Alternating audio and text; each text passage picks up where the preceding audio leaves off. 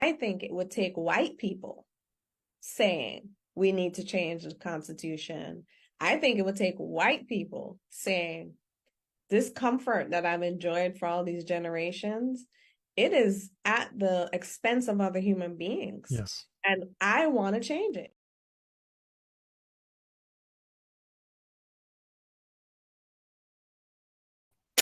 Good evening, good evening, good evening. And thank you for joining me here for Talk About It Tuesdays on Conversations with Taz. Whew. Now, there is so much to get into today. Let's start since Idalia seems to be making it to the shoreline. Let us not forget the aftermath of Katrina. As we approach the anniversary of Hurricane Katrina, it's important to know that so much happened in a short span that the media couldn't keep up or simply neglected stories.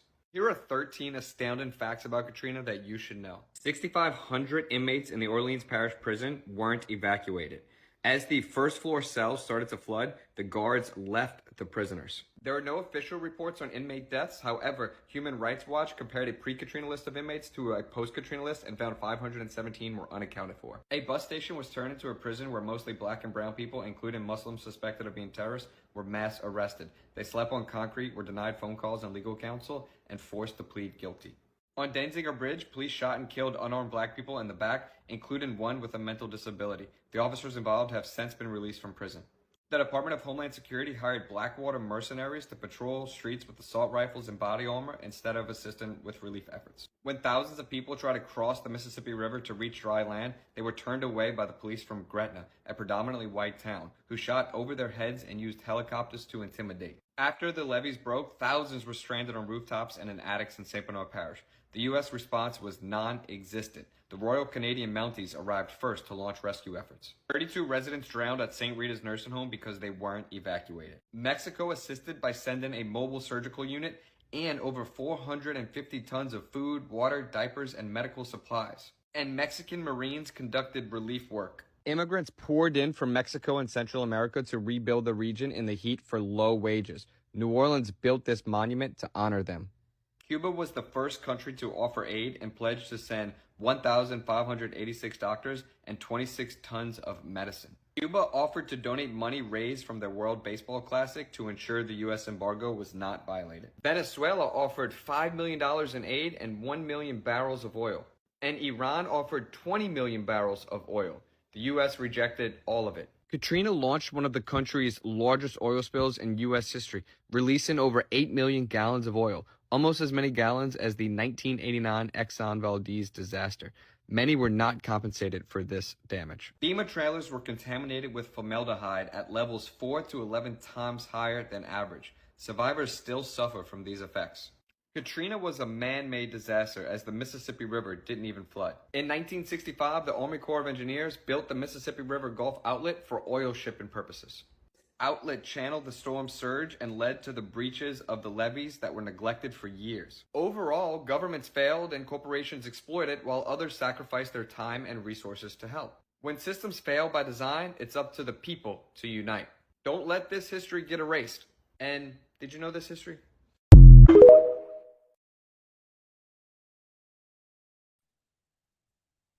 And do not forget, there are still residents that are living in FEMA camps to this day. To this day.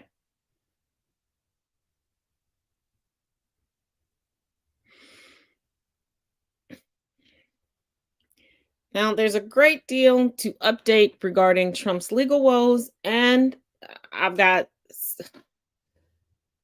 some background information and news on Vivek Ramaswamy, as promised yesterday. And right before going live tonight, there's also breaking news on Vivek Ramaswamy. And we're going to get to that shortly. Let's get into the mindset of these Magadonians.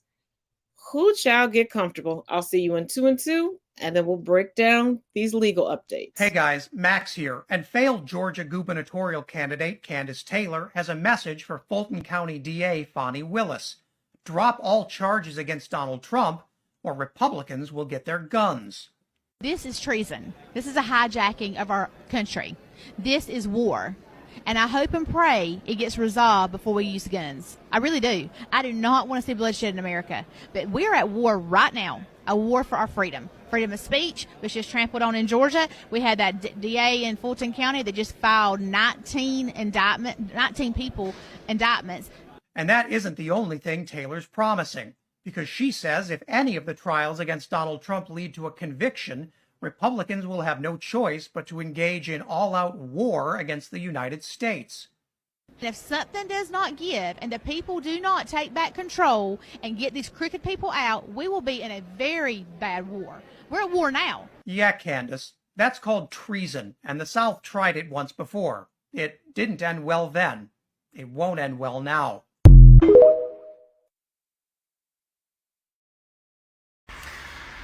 Hi. So here we go. Let's just get right into it. He's a liar. I've already covered that everyone is a liar. If you don't think that everyone lies, you're crazy. You lie. And if you say you don't lie, you're a liar. Okay? You lie. Now let's move on to a thief. Explain that, ma'am. Don't be so general. Just don't put a thief, but you have no explanation to. What did he steal? What is a billionaire steal? Considering he didn't even take his income from being a president. What did he steal? I mean, just go ahead and explain that at some point. Degrades women. Girl, if you think that men don't degrade women on a minutely basis, you're wild. That's all men do. That is all men do. That's what they're here for, what we're here for. Just as we degrade men. Men degrade women. I'm a mother of 2 sons. I hang around with guys. That's what they do. I don't get it. Are you so soft that you feel like men don't talk about women sexually? That's all they do. What do you think? Why do you think porn is so popular? Girl, go be mad at the porn industry if you want to talk about degrading women. Please stop. The insurrection, what did he do? Did he open up the door and push them in? Did he open up the door and did he put a gun to people's head and make them insurrect? People make their own choices, mama. He didn't tell them to go break in there. Y'all are so mad, but you really don't have real reasons. And he thinks he's above the law. How do you know? Did you talk to him? Did he tell you that? How do you know what he thinks? Are you inside of his head? Girl, get out of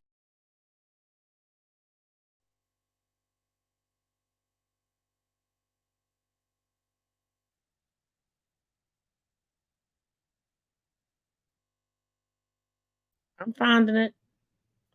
I'm finding it.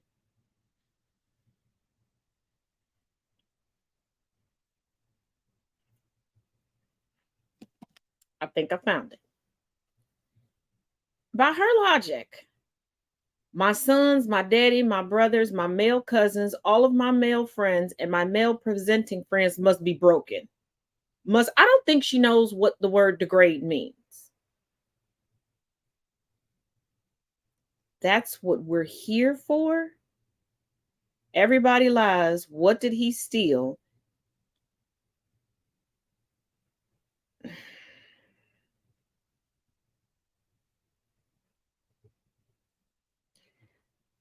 But I bet you, if someone went to her comment section right now and posted a video with just my face and said, hey, she went off to jail, she wouldn't ask for a backstory. She wouldn't have excuses. She would just go, yep, pretty much that sounds right. Don't need any evidence. What the fuck? This is their defense. Violence. And everybody did it. Everybody does it. So why are we prosecuting him? Everybody does it. So we just shouldn't have a judicial system because everybody does it. They claim that he's innocent, which would mean there's no chance of him being convicted. But they all say if he's convicted, they're going to rise up. With what numbers? They never had a majority in this country. Then when you factor in how many of them are now permanently disabled due to COVID, are no longer with us due to COVID, are on parole or probation, or are behind prison bars at this point, Who is left? The ones that was ready to knuck if you buck are already clinked or on the run.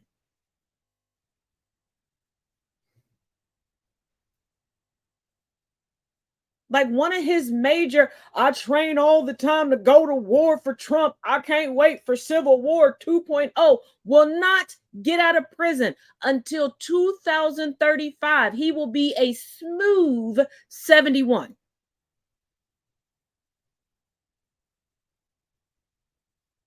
And have y'all seen their training videos that they're leaking out onto the internet themselves, thinking that it's going to intimidate someone?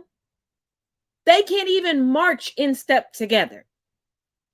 Some of the initiations into these white supremacist groups is literally getting punched in the stomach and then saying a name of a cereal. I kid you not. I wish I was kidding. I wish I was kidding.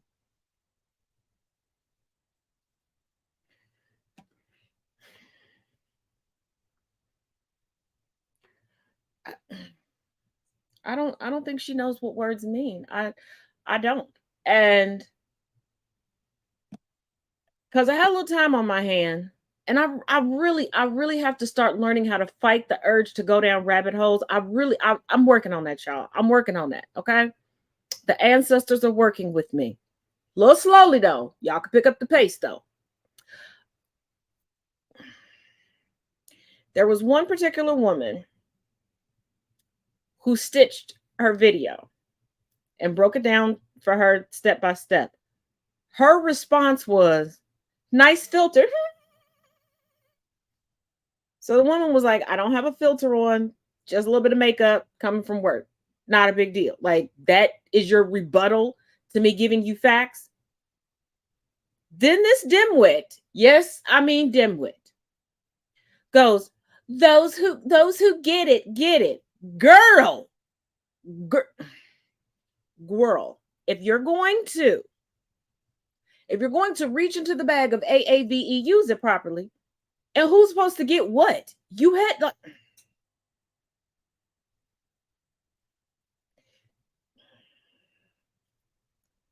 I try so hard. I try so hard to be nice to them. I try so hard to stop losing accounts and being banned. I try so hard not to be put on punishment online. But they make so. Oh. All right. Now let's get up to date on all these legal updates regarding Trump, since we already see that his sycophants, his Magadonians, are completely lost in the sauce. So regarding the med, after a total of 5 hours, and then another, we'll just round it to 4 hours of testimony.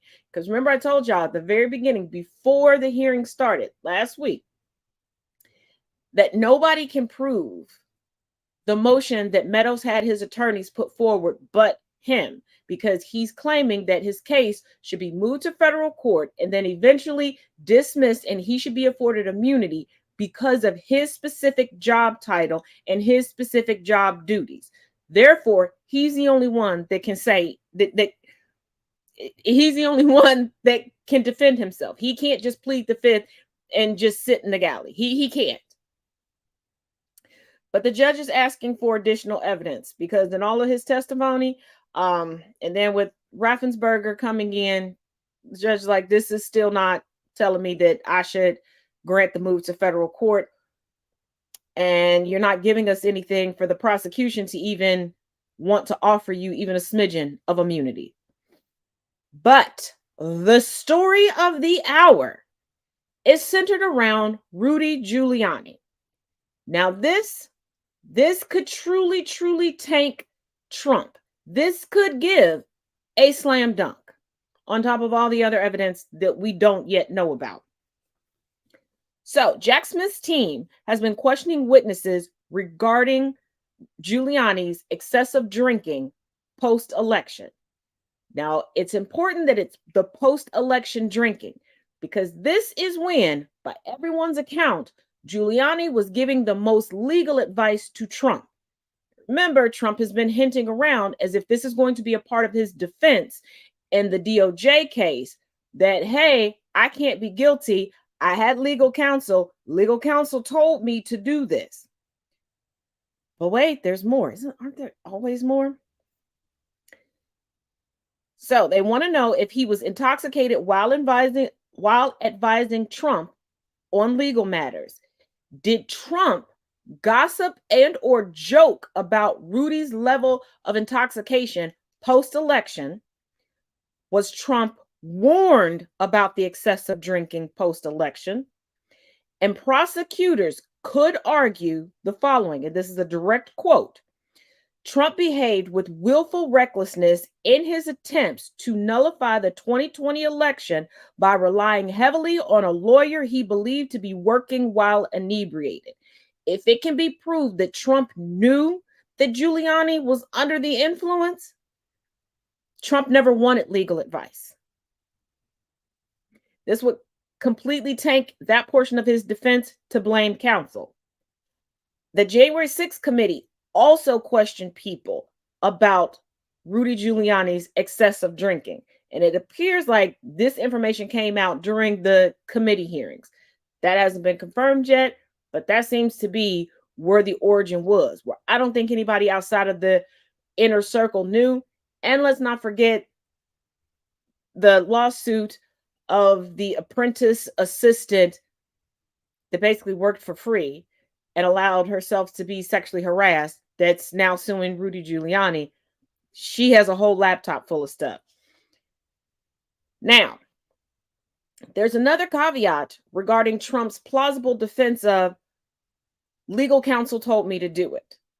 And this includes Rudy Giuliani, but is also outside of the scope of Rudy Giuliani. And it's the fact that multiple of Trump's former attorneys are listed as co-conspirators, rather indicted co-conspirators or unindicted co-conspirators across all of these jurisdictions that are bringing criminal cases against Trump.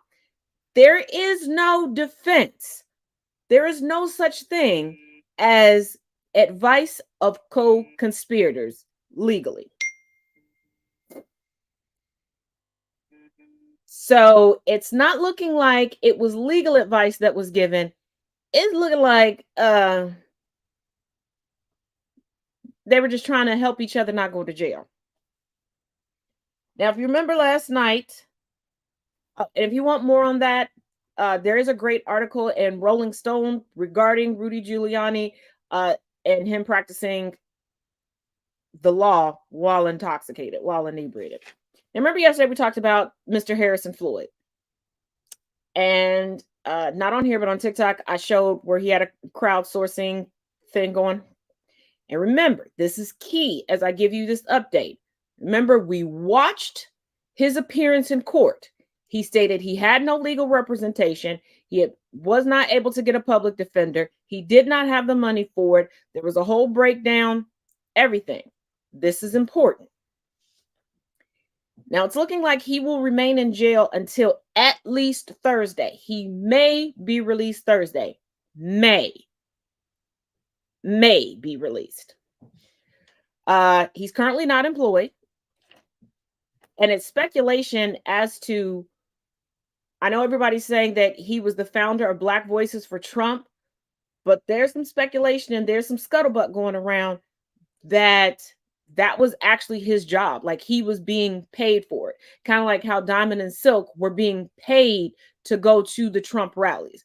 And they were being paid by the super PAC to say the stuff that they were saying online before they got the deal and then lost the deal with Fox Entertainment News. Now, the crowdfunding goal, if you all remember, was originally set at $100,000. It has now been raised to $200,000, which according to his breakdown yesterday, still wouldn't be enough to cover the legal fees, but whatever.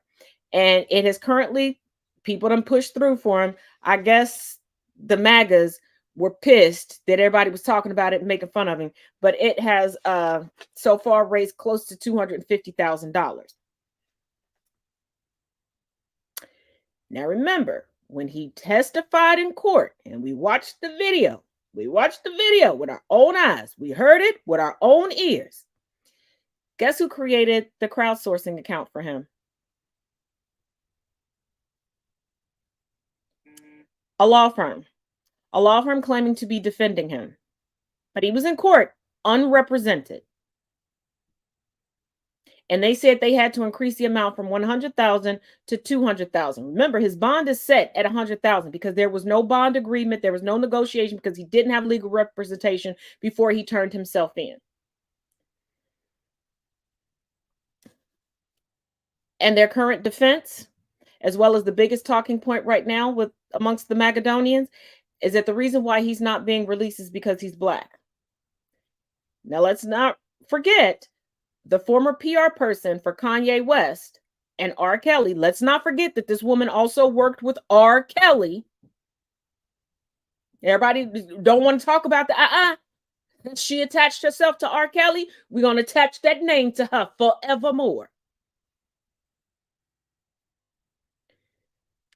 She's Black. She negotiated a bond. She turned herself in, had the creepy, crazed looking mugshot. Not in jail.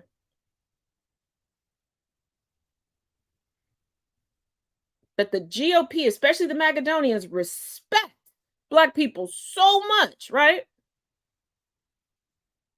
But they keep portraying us, even in their midst, as racial tropes and stereotypes.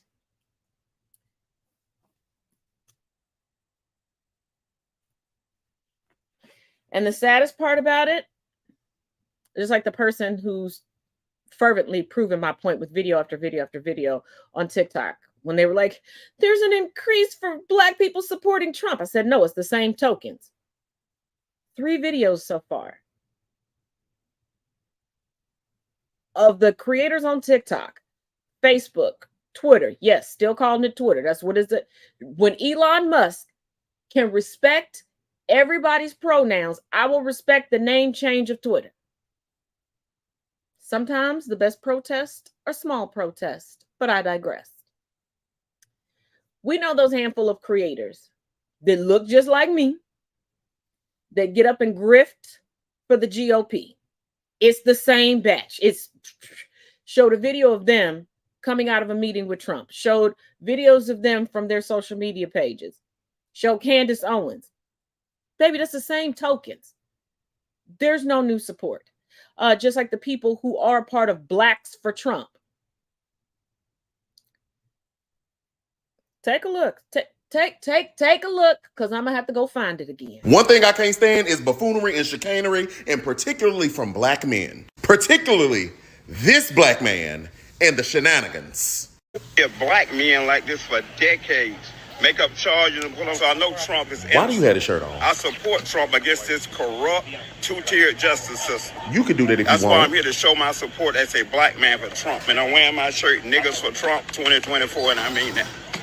Now, here's the thing. I don't particularly have an issue with him using the N-word, although I don't, because I feel like it does not edify a people. So why are we speaking such words if they don't build us up? But the coonery of it all, to wear such a shirt, not just Blacks for Trump, but N-words for Trump, when we know the man is racist, when we know he don't like you. So even if you think the justice system is rigged against him, which it ain't, because they are bringing charges for his crimes, allegedly, that does not mean you have to go out and debase yourself or to try to be so extreme to get clickbait, to get views, to show your support for a man who wouldn't even throw water on you if you were on fire. It's the Candace Owens effect for me. I just can't take it. Can't take it.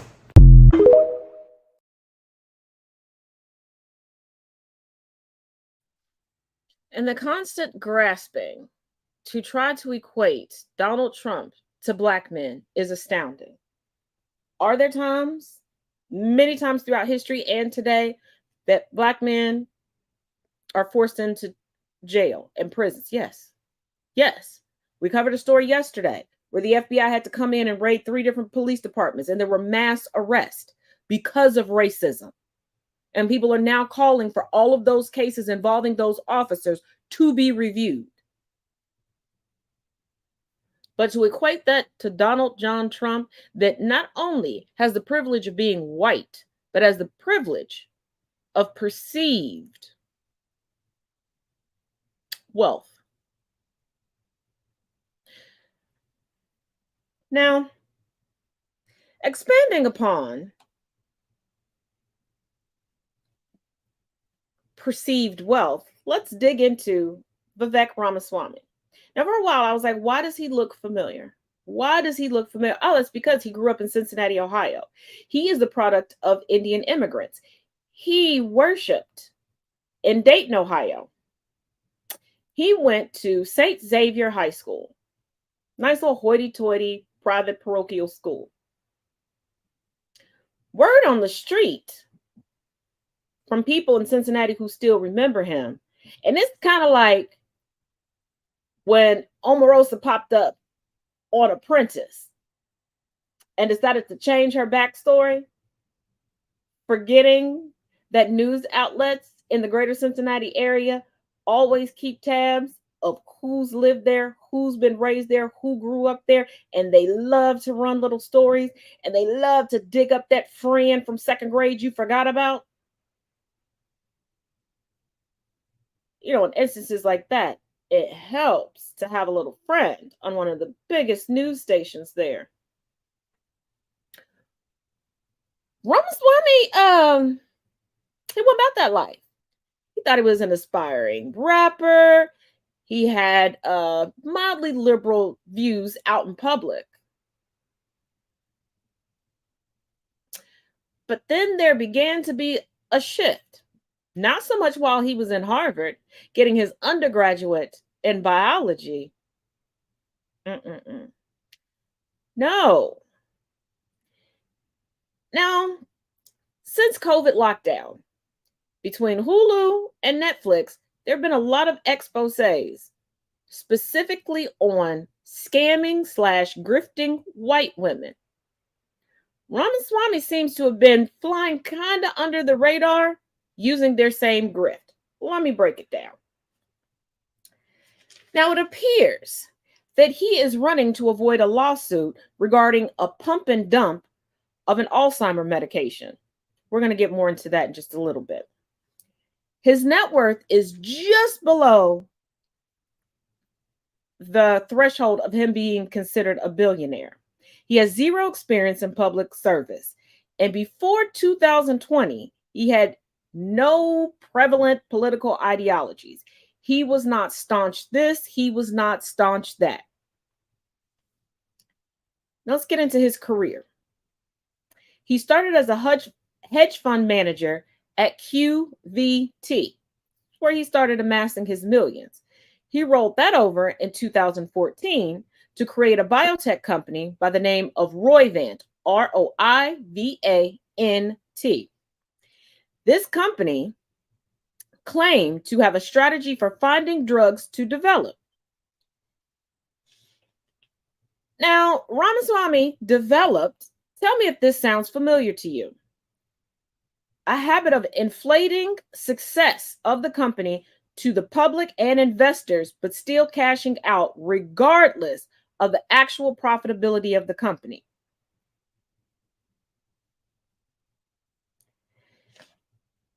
People who know him and don't necessarily like him, and tell me if this also sounds familiar, states that he creates illusions of himself in combination with a game of diversion and distraction.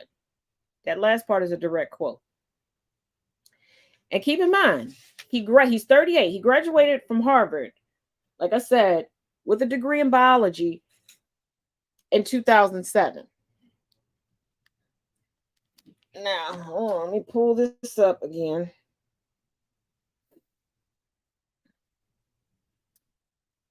Let's get into Roivant's company strategy.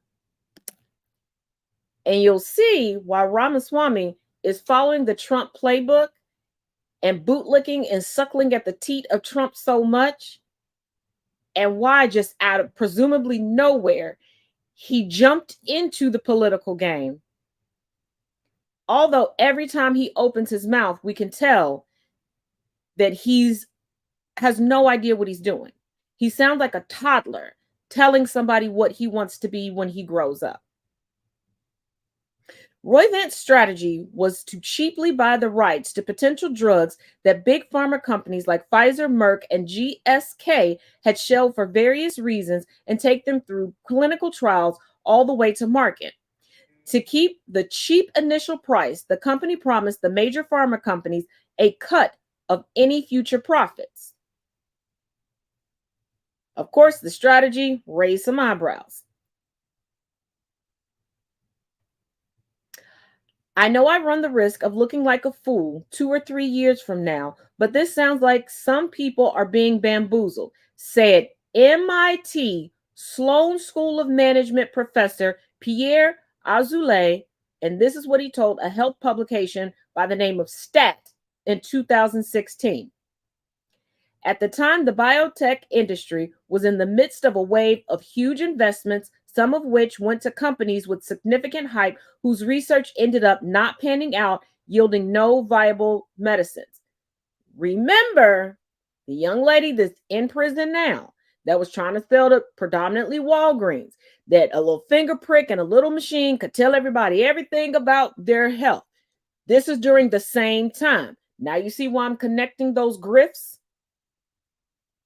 But as always, it's me. There's more. An early failure first put Ramaswamy on the press's radar. In 2014, Roivant paid just $5 million up front to acquire an Alzheimer's treatment that GSK had abandoned. Roivant then turned the potential drug into a startup, Axovant, which it took through a $2.2 billion initial public offering in 2015, a record amount for a biotech company at the time. Ramaswamy made at least $38 million the year of Axovant's IPO, according to Forbes. 2 years later, however, the company's only drug failed a clinical trial and its stock plummeted. By March of last year, Ramaswamy had wound down his stake in Axovant, since rebranded to Cyogene Therapies. This is sounding like Mary Trump and Sons to Trump and Company to the Trump Organization to Trump Steaks to Trump Water. Catch what I'm putting down? This is why I say it. Trump seems to be his mentor. From 78% to 25%. What former hedge fund manager? Who's doing that? Axovant's stock price now sits at 39 cents. Now I know you're wondering, but you said, I know you're going to say, but Tash, you said he's running for president so he can avoid going to court. Yep, and I meant that with my whole chest. And we're about to bring the receipts, because I said right before going live with all the information that I had, I got an alert for this article. Okay. This is coming from Radar Online. Vivek Ramaswamy claims he's too busy campaigning for president to testify in multi-million-dollar court case. I am often away from home. What did we learn yesterday from Judge Chutkan over the Trump case? Accountability doesn't give a damn about your schedule. Accountability does not give a damn about your job. Because if you decide to commit a crime, you didn't care about your schedule or your job. GOP candidate Vivek Ramaswamy recently refused to provide testimony in a multi-million-dollar court case because he's too busy campaigning for the 2024 presidency, Radar Online has learned. And a surprising development to come just days after the 38-year-old businessman turned heads at the first GOP debate. Did he turn heads or did he just annoy people?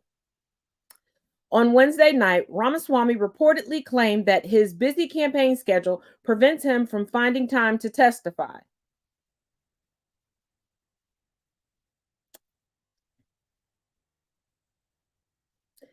And you think presenting extreme classism and internalized white supremacy and racism and anti-blackness and anti-brownness is going to make you look good in front of any jury after you swindle people's meemaws and papaws, hell, you swindle people's kids.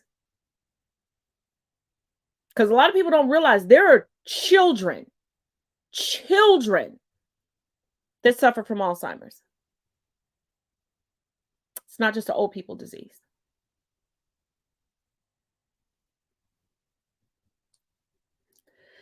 According to the Daily Mail, the court case involves a dispute over a biotech buyout, and investors are looking towards Ramaswamy to provide testimony in an effort to gather evidence for the case. That stock share percentage making a little bit more sense right now, huh? Meanwhile, Ramaswamy's legal team accused the investors of trying to sabotage the GOP candidate's bid for the White House by forcing him to give a deposition. Swear to God, he has the Trump playbook. He must open it up every day, pray to his altar of Trump, open up the playbook and go, what line can I use today from Trump? What Trump line can I use today? I told y'all. Only thing I reach for is for some snacks. As a candidate for president of the United States, I must frequently travel across the United States to campaign, make speeches, give media interviews, and meet with voters. But he keeps claiming that he's only going to heavily Black populated places. You know, the inner city, the blackest places ever. And you don't have to travel every day. There are some Congress people on social media, especially TikTok. They give updates. They do. There was a woman here near me at the last presidential election cycle who ran for office, and she didn't travel all that much. She utilized social media. She utilized emails and everything else and did just fine. The people want the information. He just wants to be face to face so that he can keep talking away all these clips that keep coming from him. You know, the ones I keep bringing to y'all. So here we go. As a candidate for president of the United States, I must frequently travel across the United States to campaign, make speeches, give media interviews, and meet with voters.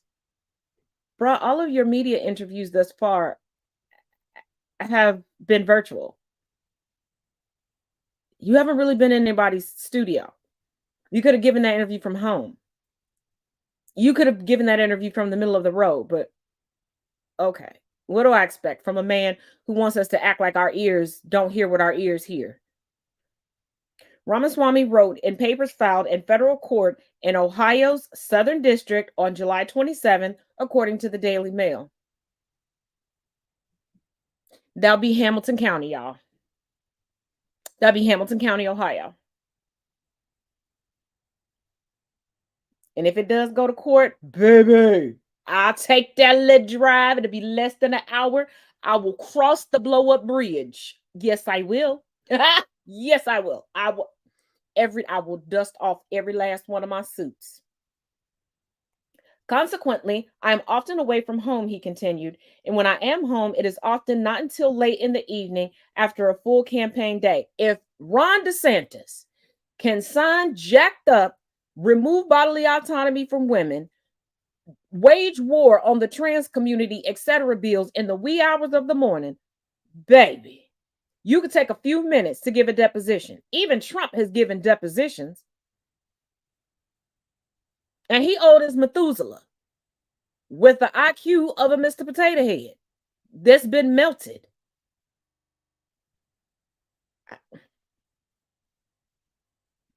Oh, Miss Serena, you know. If this goes to trial,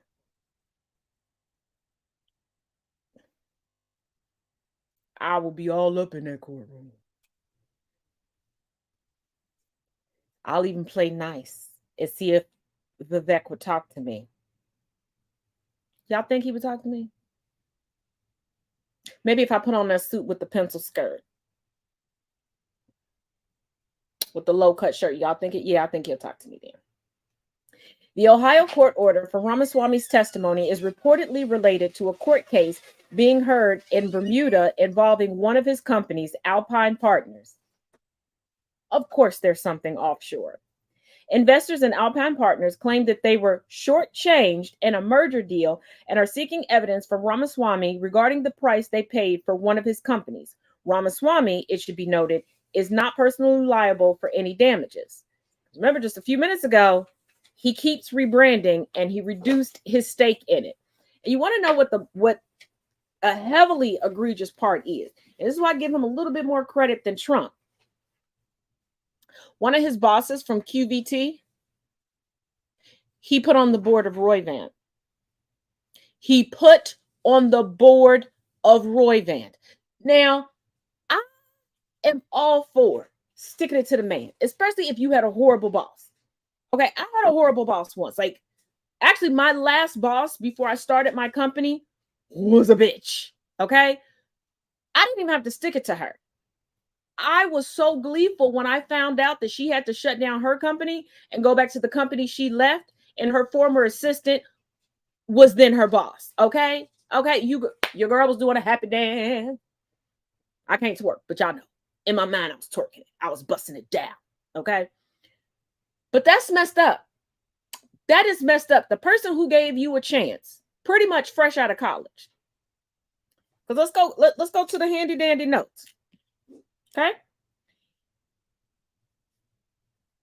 He graduated from high school in 2003 from St. Xavier High School in Cincinnati, Ohio, the hoity-toity private parochial school, Catholic. In 2007, he graduated with an undergraduate degree in biology from Harvard.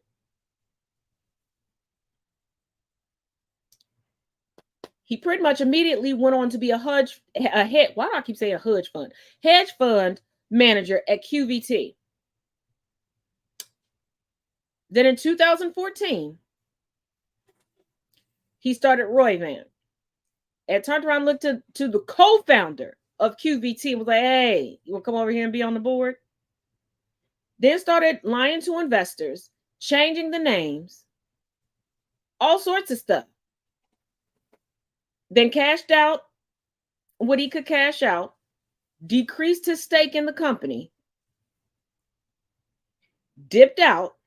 Then when lawsuits started to come in, because this isn't the only lawsuit. Remember, he did a pump and dump on an Alzheimer's medication. Now he's deciding to run for president.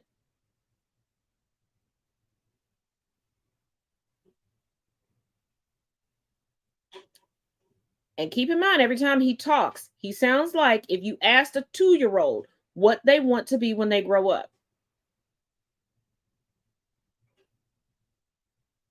And I keep telling y'all, just like Trump when he ran the first time, Vivek is not serious about becoming president. Vivek really wants to be Trump's VP choice. But Vivek clearly does not know what the duties of a VP are. Now, I know people love to, whether it's a primary Montessori school, a great middle school, a prestigious high school, a prestigious college, they love to attach that to their name. And there are some brilliant people who have come out of those schools. I'm not taking that away from anybody at all. But Vivek is a perfect example of something that I have been saying for decades now. A lot of these schools, especially before the collegiate stage, teach you how to pass tests. And I'm talking about those national standardized tests and everything else, because if those test scores look good, the school looks good. But when you sit down and talk to a lot of these graduates, you're like, you're the valedictorian, you were the salutatorian, you went to the, do you know how tying your shoes work? Oh, we can't walk and eat. You got to sit down and concentrate on the shoes. Okay. And he embodies that. He embodies that. And he watched how Trump went from an unrespected, uncouth, well, he's still uncouth, outsider to New York society and the 1% club to a reality TV star to president and getting this fake respect to having coverage due to the White House.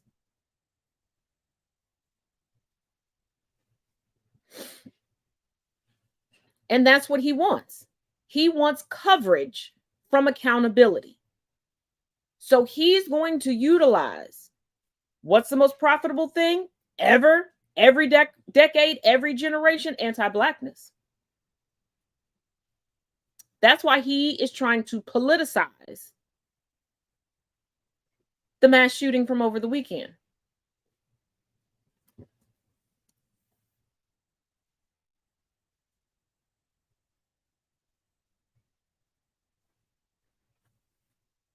But he doesn't realize he is going to end up viewed worse than Trump, because he had an opportunity to view Trump being used for political gain, for people to be able to spew their hate in public. And if for anybody left that thinks that Trump has respect, take a look at this. A couple of nights ago, the night of the Republican debate in Milwaukee, Trump didn't actually go to the debate. He went to Tucker Carlson's show on Twitter. Tucker Carlson is a right-wing conservative who was fired from Fox News because he peddled election misinformation. I know y'all didn't watch the interview, but I watched it, so you didn't have to. One of the things I actually realized during this interview is Trump isn't actually liked nor cared about by his peers. They just use him for clicks and views at this point. Watch these snippets of the interview. Watch Tucker Carlson's body language. I'll break it down for you too. So the reason I'm asking you is I'm looking at the trajectory since 2015 when you got into politics, for real, and then won. Peep that? Flabbergasted that Trump even won. Next. It started with protests against you, massive protests, organized protests by the left, and then it moved to impeachment twice. Right.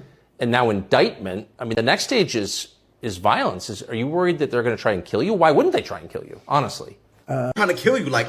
Like, why wouldn't they? In his mind, say the dumbest, most outlandish shit you're thinking right now. Next. I don't know what they're doing with the beach. This beach is seeming to play a big role, but they love pictures of him on the beach. I think he looks terrible on the beach. He looks terrible on the beach. Skinny legs. Well, he can't walk through the sand. Sand is not that easy to walk through, but when he walks through it, he can't. Skinny legs. If you buy groceries, if you buy practically anything now, you have ID on a card, credit cards or otherwise. But don't you think it's racist to have to show your ID? Well, they probably say that. They use anything not to show ID because voter ID is pretty. But that would make Kamala Harris the candidate? Well, not really. I mean, I guess they'd have maybe a free-for-all. But she seems pretty senile, too. She speaks in rhyme. It's weird. In rhyme? What do you... Well, the way she talks, the bus will go here and then the bus will go there because that's what buses do. And it's weird. The whole thing is weird. This is not a president of the United States. She's pretty senile, too, huh? In rhyme? That's way better than where I was going. But finally, the granddaddy of them all. How do you do that? How do you get indicted, every week and stay cheerful? Wow. But here's the thing. This would be less credible if we didn't have text messages from Tucker Carlson saying, we're very, very close to being able to ignore Trump most nights. I truly can't wait. And then finally, I hate him passionately.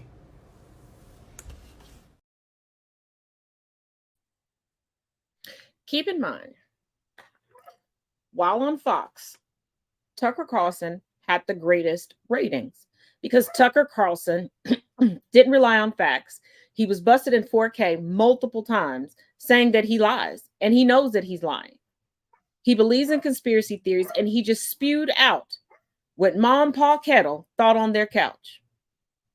And even with having the highest ratings on Fox, sponsorship was sparse for him to get, especially the further into Trump's campaign and presidency he got.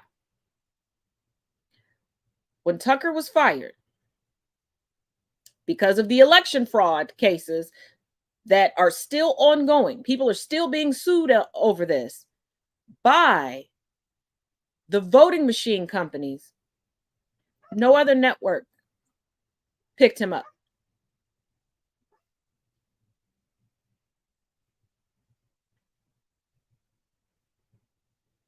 No other network picked him up. Ben Shapiro didn't even pick him up for his internet network. When Tucker announced via Twitter that he was going to start his own online show, not a podcast, a show, he markets it as a show, Fox said, bet.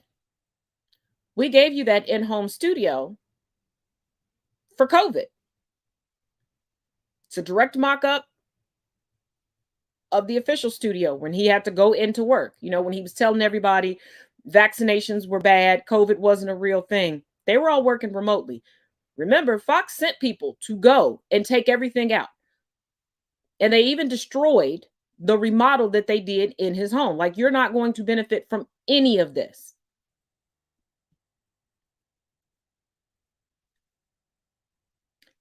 Tucker needed the views.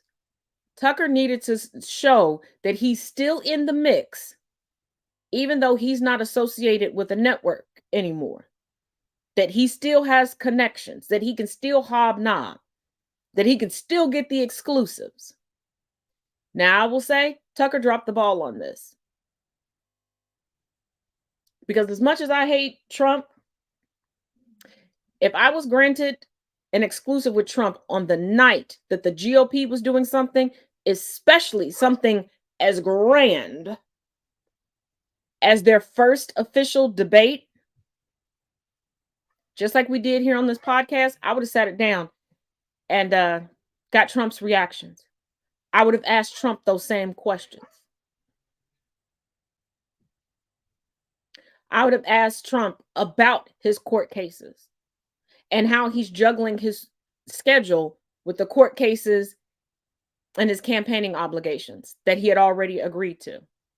I would have asked him why he chose to put forth his candidacy so soon, while being so confident that no matter who else throws their hat into the race from the GOP, he's so confident that he's going to be the nominee.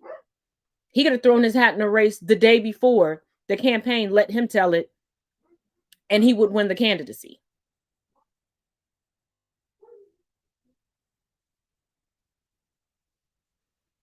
But there's no respect for Trump.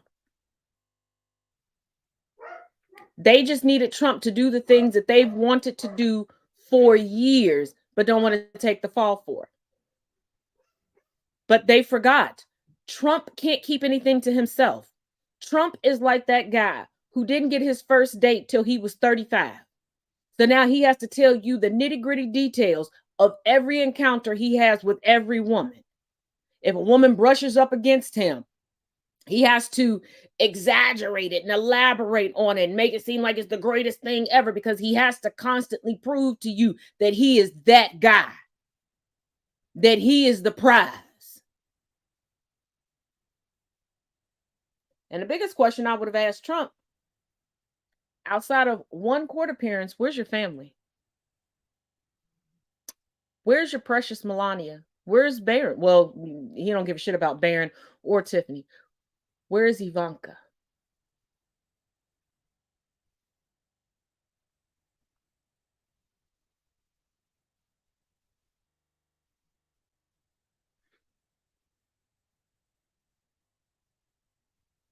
Because if you're going to prove that your show is worthy to be watched because you can still hobnob with the best of them and you can get the inside scoop, where's the scoop? Talking about Jeffrey Epstein did what?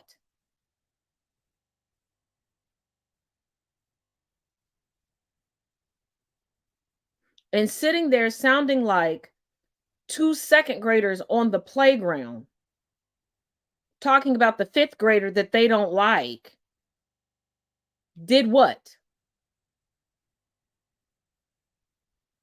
Because Tucker, you've moved from TV that's easy for everybody to navigate. Everybody can navigate a television.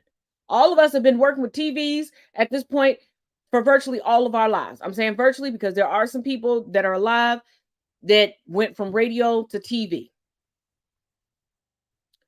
You're now on a dwindling social media platform that a lot of the people who previously were dedicated viewers of yours, they can barely manage Facebook.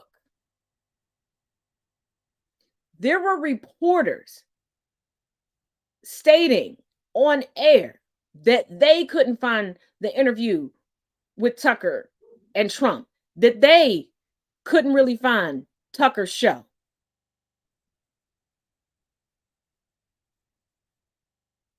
The amount of shenanigans I had to go through in order to find it, he would have done better to put it here on YouTube.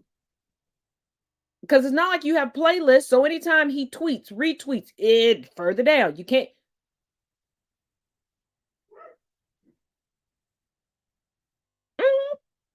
Yeah. Everybody's bums. Everybody's bums. Bums, bums, bums.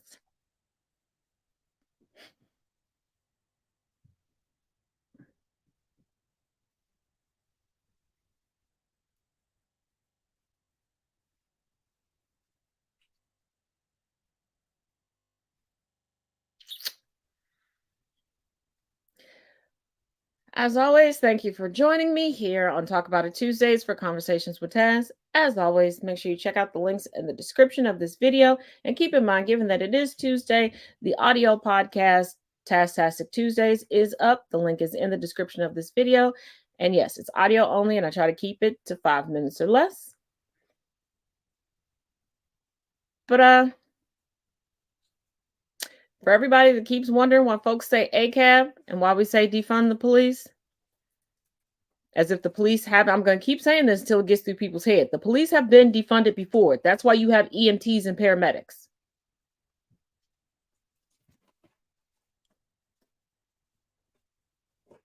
Just a friendly reminder, cops were arrested by the FBI. Till tomorrow, y'all.